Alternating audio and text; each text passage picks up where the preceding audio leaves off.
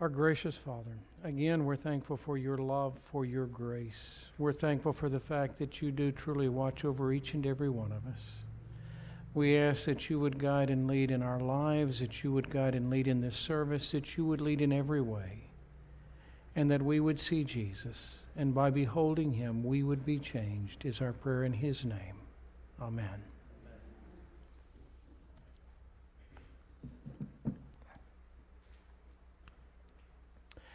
Get out. Two simple little words. Now, I don't want you to raise your hand, but have you ever been told, get out?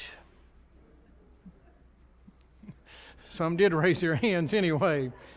You know, we have probably, if we're honest, maybe, it wasn't put quite that bluntly. Maybe it was something like leave. And it can be for a lot of different reasons. Maybe some that, are not so good. Maybe some that are. Sometimes we can be told to leave for our protection. For our own good. For different circumstances.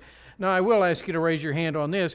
Any of you been in a hotel, a motel, somewhere like that, and the fire alarm went off? Now, it didn't literally say get out or leave, but it kind of did, didn't it? I can remember at like 5 a.m. hearing this loud noise going off and thinking, what is that? Leave me alone. And then it kind of registered what it was, and I decided, maybe it's okay that you don't leave me alone. As it turned out, it was a false alarm, which, but you don't want to take those chances, do you? You need to leave. Maybe in a kind, loving way, as parents, I won't, again, ask for a show of hands, but either as a child or as a parent, have you had to say, it's time for you to get out and be on your own? Maybe a child that's older, that it's an adult, they don't really want to live by the rules of the family house, but, they want to do their own thing.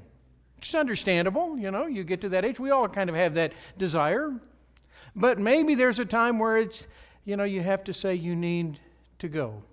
You're an adult, you want to be treated like an adult, you want to live like an adult, then, find your own home, pay your own bills, and feel free to do what you choose, what you please. Different ways. Sadly, sometimes it's said in anger.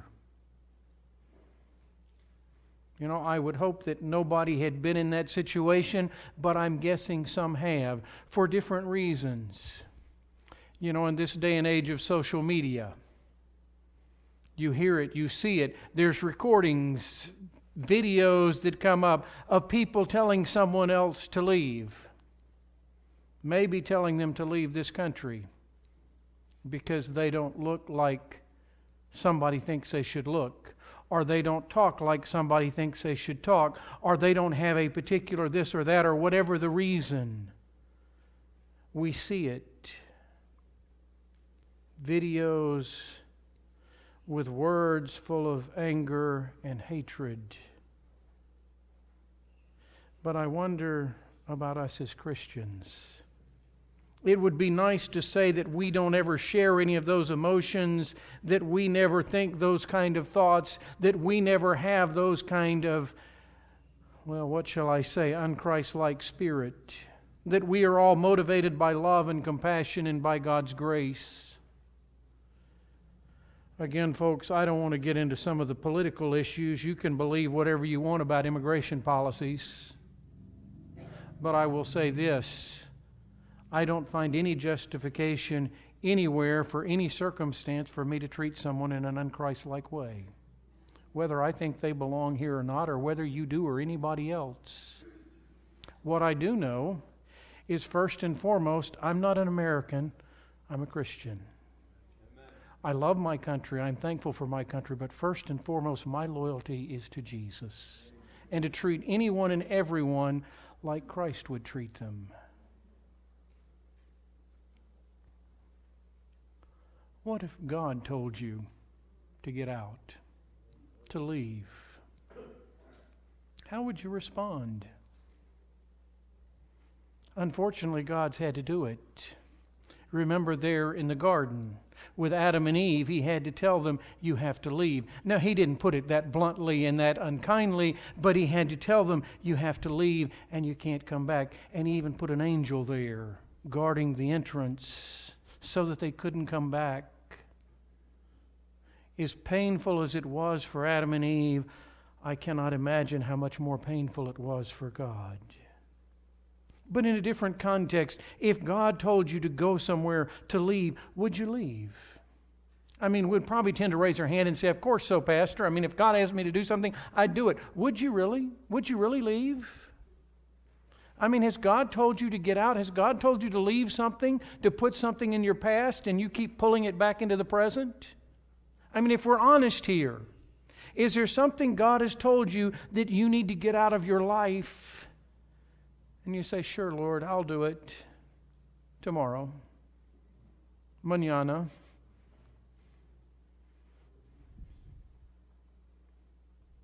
Or maybe you get it out of your life today, and tomorrow it's back.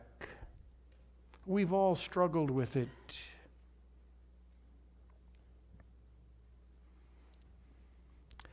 In Revelation 18, God tells us to leave, to get out. Revelation 18, starting with verse 1, after these things I saw another angel coming down from heaven, having great authority, and the earth was illuminated with his glory.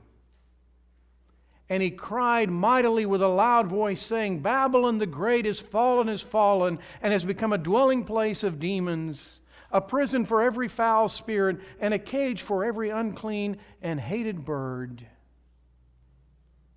For all the nations have drunk of the wine of the wrath of her fornication, and the kings of the earth have committed fornication with her, and the merchants of the earth have become rich through the abundance of her luxury. And I heard another voice from heaven saying, Come out of her, what? My people, lest you share in her sins, lest you receive of her plagues. God is calling his people to come out. You say, well, Pastor, I did that. I'm a part of this church. And I'm glad you're a part of our church family. I'm glad to be an Adventist. But maybe if we're honest, even though we've come out, there's a little bit of the toe or something that's still kind of back there.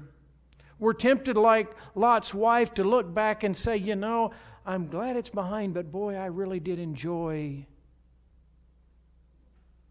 Have we really come out? Have we really left Babylon behind? The problem with Babylon, it didn't start in Revelation 18. It started long before that. If you look, it starts in the book of Genesis. It starts shortly after the flood. Genesis chapter 10, verse 10. And the beginning of this kingdom was Babel, Erech, Akkad, Calneh, in the land of Shinar. If you read the New International Version, it puts it a little different. The first sinners of his kingdom were Babylon. Talking about Nimrod, the great, the builder. You go a little bit farther. You find the story of the Tower of Babel. Now the whole earth had one language and one speech. And it came to pass as they journeyed from the east that they found a plain in the land of Shinar, and they dwelt there. Then they said to one another, Come, let us make bricks and bake them thoroughly. They had brick for stone, and they had asphalt for mortar. And they said, Come, let us build ourselves a city and a tower whose top is in the heavens. Let us make a name for ourselves, lest we shall be scattered abroad over the face of the earth. Are you getting a picture here? They're building a monument to what? A monument to themselves. They're going to reach up to the heavens. They're going to find out what's going on. They're going to make a name for themselves. Well, they got part of it right. They did make a name for themselves, didn't they? But the Lord came down to see the city and the tower which the sons of men had built. My friends, let me remind you, whatever you're doing, God knows. I don't say that to be threatening, to be, okay, be careful. God's looking, just waiting. No, but God knows. God's not oblivious. He's not unaware of what's going on in your life, good or bad or whatever, and He has an interest in it. And the Lord said, indeed, the people are one, and they have one language. And this is what they begin to do. Now nothing that they propose to do will be withheld from them. Come, let us go down there and confuse their language, that they may not understand one another's speech. So the Lord scattered them abroad from there over the face of all the earth, and they ceased building the city. Therefore its name is called Babel, because there the Lord confused the language of the earth, and from there the Lord scattered them abroad over the face of all the earth. Again, when there was the flood, and as they came out, what did God tell the people to do? To go and repopulate the earth. And the people did what God said, right? Not exactly. You know, we're going to build a city. We're going to make a name for ourselves. We're going to build a tower that reaches up into the heavens. You know, there's kind of an underlying thought. You know, if we get up there, we can figure out where this flood came from. You know, we'll figure out what the reason is.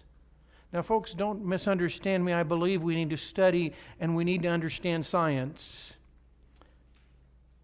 But when I'm trying to understand science in conflict with what God has said, there's a problem. God was very clear where the flood came from. And God was very clear that there would never be another one. Did they need to understand how the flood came? No, I don't think there's anything wrong with understanding some of the things of nature. Don't misunderstand me. But ultimately they knew why the flood came if they wanted to hear it. It wasn't just some natural phenomenon that happened. It was because of sin. And God had promised, and He had given them a rainbow to remind them there would never be a flood again. Their language is confused. Babylon. In Daniel 1, verse 2. And the Lord gave Jehoiakim, king of Judah, into his hands, with some of the articles of the house of God, which he carried into the land of Shinar, to the house of his God, and he brought the articles into the treasury of the house of his God. Where did he go? To the land of what? Shinar. Do you remember hearing that? Where was the Tower of Babel? In the land of Shinar. There is a theme here, isn't there? Are you starting to get a picture? Babylon is the center, the epicenter of rebellion against God. It didn't start in Revelation. Praise God, it will end in Revelation, but it didn't start there. Babel is the beginning of Babylon. And yet, in one sense, it's really not, because where did Babel start? It started in heaven, didn't it? That's where confusion started. That's where rebellion against God started. That's where, we've got our own way of doing things. Sadly, it came to earth, there in that garden. Adam and Eve chose to listen to Babel. They chose to believe a lie. A lie that was told by the devil himself through the serpent. You will not surely die. Now, folks, it doesn't surprise me that the world believes that lie. What surprises and saddens me is how many Christians are preaching the devil's lie. You really don't die when you die. God is lying to you. Well, either God is lying or the devil's lying. I choose to believe the devil's a liar. That's what the Bible tells me. You will not surely die. It's one of his biggest, best lies. He started with it, and he's still telling it. They built a tower to do what? To save themselves. If there's another flood, we can just go up to the top. Now, I realize anytime we try to think how we're going to defeat God, it's really pretty foolish. But did they really think they could build a tower so sturdy and so tall that God couldn't take it down? Do we have towers of Babel today? What is yours? What are yours? Some sort of method to save yourself? Again, don't misunderstand me. I say this frequently. I'm glad I'm a member of the Seventh-day Adventist Church. But it's not the Sabbath. It's not the state of the dead. It's not the sanctuary. It's not health reform. It's not any of those things. Those are important. But if I'm trusting in those in and of themselves, well, I go to church the right day, I give my tithes and offerings, I eat right, I understand the sanctuary and the state of the dead and Revelation and all these things, there is a danger. It's a danger the Jews fell into. They trusted in the ceremonies and the services. And when the true Lamb of God came, they crucified Him. Do we have a tower of Babel today? A method we use to try to save ourselves based on lies and half-truths? Or are we living by faith? Faith in God, faith in His Word. You see, that's where the problem started, when somebody chose to believe something other than what God said. That's where it started in heaven. That's where it started on planet Earth. And the only way to prevent the problem is to take serious what God says, to live by faith in what God says, what God has done, in His Word and His grace. Abraham. You know, it's right after the story of the Tower of Babel and the genealogies, and it comes and it mentions Seth all the way, Shem all the way to Abraham. We're going to spend a few Sabbaths looking at the story of Abraham. As we begin, though, he's coming out of that history, out of that structure. Genesis chapter 12, verse 1. Now the Lord said to Abraham, "Get out of your country, from your family, and from your father's house to a land that I will show you. I will make you a great nation. I will bless you and make your name great, and you shall be a blessing. I will bless those who bless you, and I will curse those who curse you. And in you all the families of the earth shall be blessed." So Abraham departed as the Lord had spoken to him, and Lot went with him. And Abram was 75 years old when he departed from Haran. Then Abraham took Sarah his wife, and Lot his brother's son, and all their possessions they had gathered, and the people whom they had acquired in Haran. And they departed to go to the land of Canaan. So they came to the land of Canaan. Abram passed through the land to the place of Shechem, as far as the terebinth tree of Moreh. And the Canaanites were there in the land. Then the Lord appeared to Abram and said, "To your descendants I will give this land." And there he built an altar to the Lord who appeared to him. God tells Abraham, it's time to go. Now, I don't know what Abraham thought in his mind. I don't know if there was a little mental gymnastics. Lord, I'm not sure I really want to go. I'm pretty comfortable right where I am. I don't know if he had any of those discussions in his mind, but what we know is when God told him to go, he left. When God asked him to do something, he did it. And when he got there, what is one of the first things that Abraham did? The Bible says he built an altar. My friends, do you have an altar in your home? An altar to God, a place where you go to God, where you spend time in prayer, talking and communing with Him.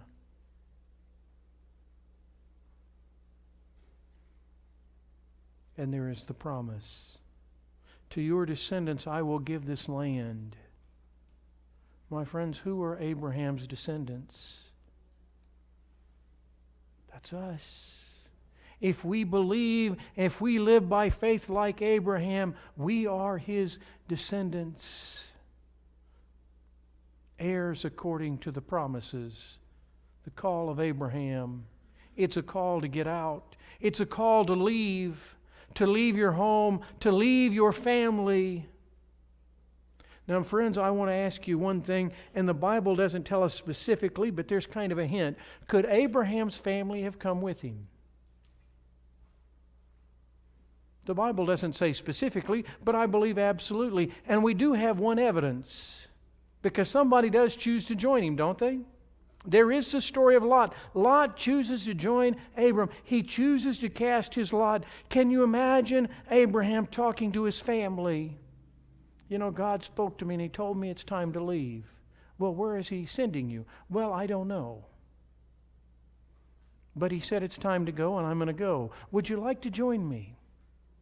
You're kidding, right? You want me to join you. You say God told you to leave, but God didn't tell you where you're going. And you want us to go with you. Folks, have you ever tried to explain spiritual things to people who aren't spiritual? Maybe, if we're honest, sometimes it's hard to explain spiritual things to people who are spiritual. Amen. Or at least profess to be, and we need to be careful. We're not here to judge. But I can just kind of imagine what it was like for Abraham trying to explain it to his family. God has called me to leave, and I'm going to go. I don't know where I'm going to go. I don't know that I'll know when I get there unless God tells me. But God said go, and I'm going to go. Who many would like to join me? There is one. Lot. You know, I think I'll go with you. Sadly, that story parts and doesn't end as it could and should. But that's another story. The call of Abraham is a call to a new beginning. Do you need a new beginning in your life? Do you need a chance to start over? It's a call to leave his past behind. Now, everything in his past is not bad. He's got family. He's got loved ones there. But God says you need to leave them behind. Folks, I know it's painful to acknowledge and to say, but sometimes, folks, our family, our friends, our loved ones are keeping us from walking with God. And as much as we don't want to, there may come a point where we have to make a decision. Either I will follow God or I will stick with. I would hope you don't have to make those decisions, but the reality is, at some point in your life, you probably will have to make that decision. It is a call to have a new relationship with God. Is God calling you to leave something behind, something in your life, something that you cling to? Some relationship, maybe just the reality of your life. You know, you thought you were going down the path and you were following Jesus, but when you really look back, you find the path has taken a detour somewhere. Subtly, it started heading in a different direction. It is a call to go from Abram to Abraham. Abraham, which means the father of a great multitude, a father of many nations. That is the story of Abraham. It is the history of many nations go right back to Abraham.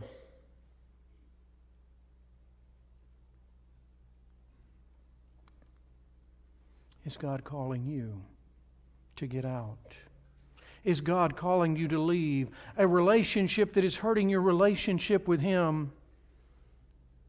You know, I won't mention the details, but I remember my freshman year at Thunderbird Academy. You know, I moved out here, we left. I grew up in the South. I knew probably 2/3, 3/4 of the kids that were going to go to Bass. And 2 days before Thunderbird started, we moved to Arizona. Now, you know, not literally, but in a sense, I came from the South. I spoke a different language. Now, some of you think I still have an accent. Let me tell you, I don't. If you'd have heard me then, you'd know I don't have it anymore, relatively speaking. I spoke a different language, so to speak. I knew no one. You know, and it's sad to say, but usually who are the easiest people to make friends with first? Usually the wrong ones. And I remember a situation my freshman year, and I had to make a choice. Either I was going to have to get new friends because I was headed down a wrong path. and that's not to blame my friends, to blame anyone else. I'm responsible for my choices. But I had to make a decision. Is there someone, is there something that's keeping you from following Jesus with all your heart? Because God is calling you to follow Him. He's calling you to walk by faith. How are you responding to God's call in your life? Are you responding like Abraham? Are you willing to leave whatever you have to leave behind because God says go? And if God says go, you're going to go. Hebrews, that wonderful chapter of faith. Hebrews chapter 11, starting with verse 8.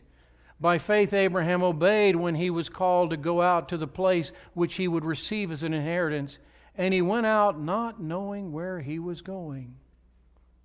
You know, see, the good news of that statement is if I'm following Jesus, I don't need to know where I'm going. At least I don't need to know all the details. I don't need to punch it into my GPS and see if I'm on track. I just need to keep my eyes fixed on Jesus, because Jesus knows where He's going. And all I have to do is follow Him. You know, we've all done it. You know, we're going to somebody's house. Well, look, I'll just follow you. Now, you know, there is a danger in following. Have you ever followed someone who drove faster than you? Someone, you know, who cut the lights a little close? And you got left behind? I'm thankful Jesus doesn't leave any of us behind. However, if I'm not paying attention, I may miss a turn. I may miss a direction. I need to be focused on Jesus. He went out not knowing where he was going. By faith, he dwelt in the land of promise as in a foreign country, dwelling in tents with Isaac and Jacob, the heirs of him of the same promise. My friends, let me remind you, all of us here as Christians are aliens. We're in a foreign country. I love my country, and yet I realize it's not my country. My friends, this is not where I want my home to be. Not in the earth as it is now. When God creates that new heaven and a new earth, okay, that's a different story. And I'm thankful for the blessings we have. Don't misunderstand, we need to be thankful. But there is a danger that we get too comfortable and we forget this world is not our home. It is not where we belong, not as it is now. When it's restored, yes, but today, no. For he waited for the city which has foundations, whose builder and maker is God. You know, I don't know if you like living in the city or in the country. But ultimately, my friends, there is no city on planet Earth worth living in at the moment. Now, we make the best of what we have. But ultimately, my friends, I want to live in the city which has foundations and whose maker is God. By faith, the Bible says Abraham obeyed. Abraham's obedience was a result of his faith. You see, faith always leads to obedience. And the other side of it is, I can only obey by faith. Those two go together. They can't be separated. Revelation 14, verse 12, a verse we often like as Seventh-day Adventists for many reasons. Here is the patience of the saints. Here are those who keep the commandments of God and the faith of Jesus. First of all, let me ask you, what is a saint? It's somebody who's been separated, somebody who's been set apart for a purpose. My friends, God doesn't call you saints because you're perfect. God calls you saints because He has a plan to make you perfect. Because He has set you apart for His use, for His purpose, to restore you to His image. The patience of the saints, those who are willing to wait and to endure until the end. And you see, you also can't keep the commandments without the faith of Jesus. And you cannot have the faith of Jesus and ignore the commandments. I've said it before, and I'm sure I'll probably say it again. It's like inhaling and exhaling. They're different. but they cannot be separated. Those two go together. You cannot keep the commandments without the faith of Jesus, and you cannot have the faith of Jesus and ignore the commandments. If either one of them ceases in your life, it's like breathing. I must do both. They have separate purposes, they have separate functions, but they are inseparable. Abraham lived by faith. Did he ever fail? And you know the story. You know the answer, yes. The simple truth is we're still living today with some of the results of his lack of faith, aren't we? You know, we don't need to get into all the issues in the Middle East. But those problems started with Abraham, with Sarah, and they had this plan of how they could fulfill God's promise. It just wasn't God's plan. And we still have problems because Abraham chose to do it his way instead of God's way. Why do we fail? If we put it very simply, it's not hard to understand. It's because we take our eyes off of Jesus. You see, any time I take my eyes off of Jesus, I'm in trouble. 1 John chapter 2, verse 15. Do not love the world or anything in the world. If anyone loves the world, the love of the Father is not in him. You see, the two cannot coexist together. Either I love God with all my heart, or I'm going to love the world with all my heart. There's a reason God calls Abraham to get out of his country. There's a reason God tells us we need to get out. We need to leave, because the two cannot coexist. For everything in the world, the cravings of sinful man, the lust of his eyes, and the boasting of what he has and does, come not from the Father, but from the world. Again, folks, who was the first one that started boasting? Satan. Pride, boasting of what he was and what he was going to do and what he was going to be. Do we hear it today? Do we hear it out there in the world and politics?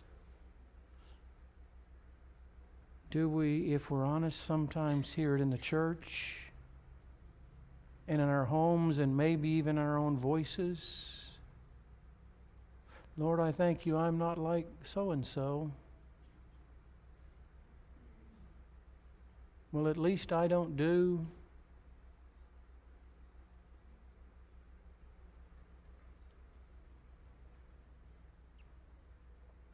For the world and its desires pass away, but the man who does the will of God lives forever. Do you want to live forever? Are you in love with the world? Are you in love with the things of the world? Do you need to get out? Do you need to leave? Is there something in the world that has a hold in your life? And maybe, honestly, you've tried to let go. You've tried to give it up. Maybe you have given it up. Many times you've given it up. It keeps coming back. Some desire that you've struggled with, that you've wrestled with, and you need Jesus to give you victory. God is calling you to leave this world behind. He's calling you to fix your eyes on Jesus. He's calling you to be changed by beholding Him. Are you willing, like Abraham, by faith to obey Him, by faith to give everything to Him, by faith to fix your eyes on Jesus, to turn your eyes upon Jesus, to look full in His wonderful face, that the things of this world will grow strangely dim in the light of His glory and grace? Our gracious Father, the truth is we've all been guilty of being in love with the things of this world at times. We ask that you would change our hearts, that you would change our lives, that we would be in love with you and with you alone, that you would help us by your Spirit, by your grace, to fix our eyes on Jesus. Father, I would ask in the quiet of this moment, if there is someone that you through your Spirit are calling to leave, to change, to allow you to make a difference in their life, that in the quiet of this moment they would say, Lord, help me. Help me like Abraham to walk by faith. by your grace, by your Spirit, to do whatever you would want me to do. And help me each and every day to keep my eyes fixed on Jesus. This is our prayer in His name. Amen. Shall we stand together as we sing that chorus as a prayer of commitment?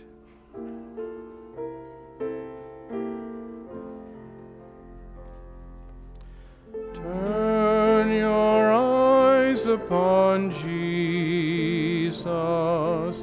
Look full in His wonderful face, and the things of earth will grow strange